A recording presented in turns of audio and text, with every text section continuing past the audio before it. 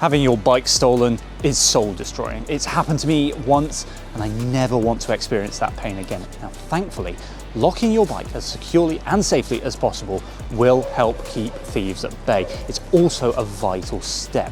But first, I'm gonna steal my own bike. It's terrifyingly easy unless you follow our top tips.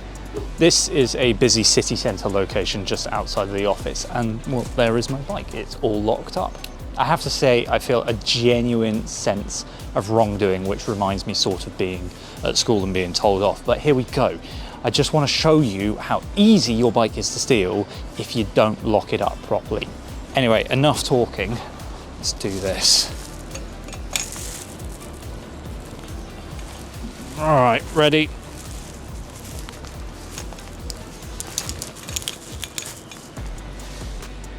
Done.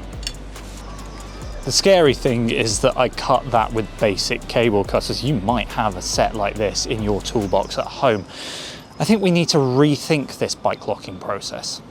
So if you don't want that happening to you, then here are some measures that we can take to deter a thief. The obvious one is getting a much better lock. I'll get to a few locks that we recommend in a minute, but first, here's a simple guide to locking your bike correctly. If you can, and this might seem obvious, well, choose a location that's within eyesight of where you'll be. This isn't always possible, I know, but it is a great step when you can. Always lock your bike to a solid and immovable object, which is meant for bike locking purposes. Your bike can be removed by a land or building owner if locked to private property. Lock your bike through the frame as a minimum. My preference is the frame and the rear wheel, as this is pretty easy to do on a range of bikes. Better still, use a second lock to get the frame and the wheel locked together. It's relatively easy for a thief to undo the wheel and make off with it.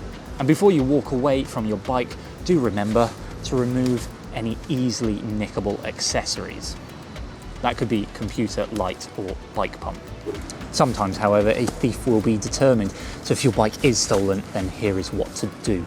The first thing to do is to report the theft to the police.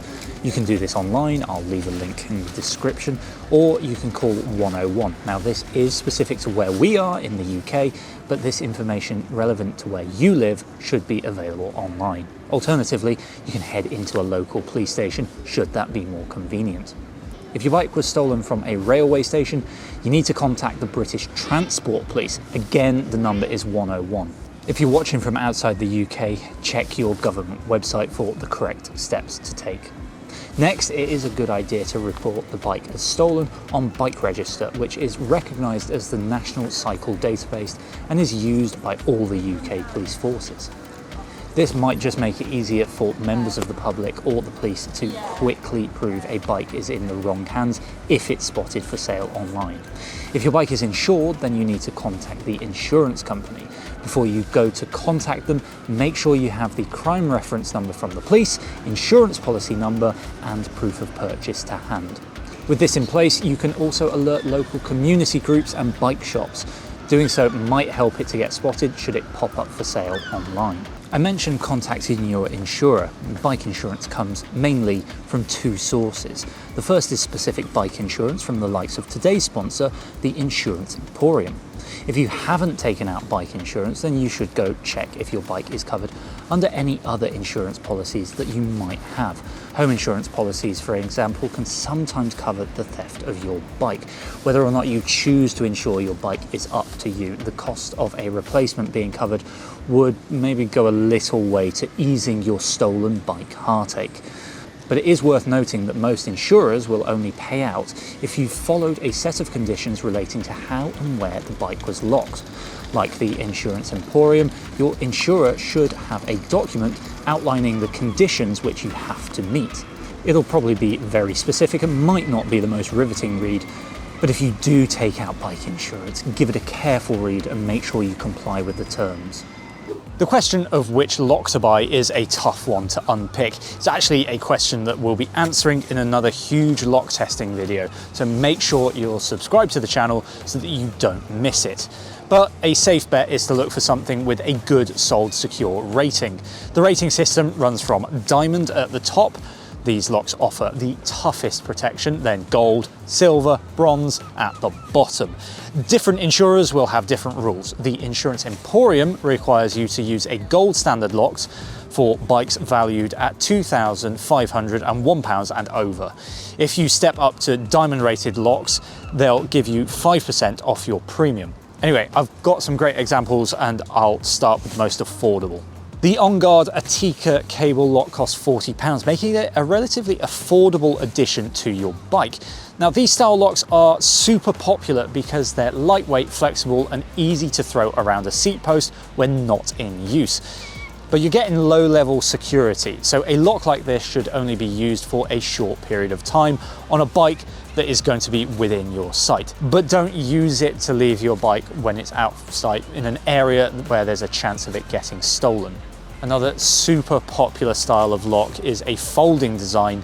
Now, we found this Foldy Lock Compact from CT Lock to be ideal if you want a versatile option for quick trips to the shops. It folds down really small, can be mounted on your bike securely, making the process of locking your bike just a little bit faster.